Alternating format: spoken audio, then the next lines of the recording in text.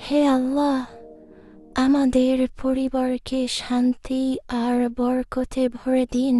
ইয়া মা, পশুর প্রতিও দয়া করা ইসলামের শিক্ষা। এটা তো আমাদের পরিবারের মতো হয়ে গেছে। ঈদের সময় গ্রামের ব্যস্ততাই আলাদা সুন্দর।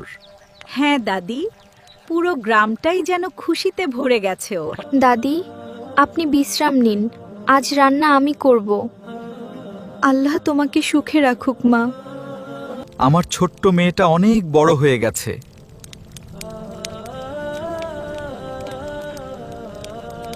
তোমার হাতের রান্না একদম তোমার মায়ের মতো হয়েছে। আপনি খুশি হলেই আমার ভালো লাগে।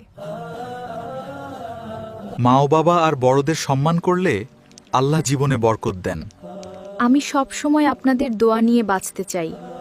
আলহামদুলিল্লাহ, পরিবারের সাথে কাটানো এই ঈদটাই সবচেয়ে সুন্দর।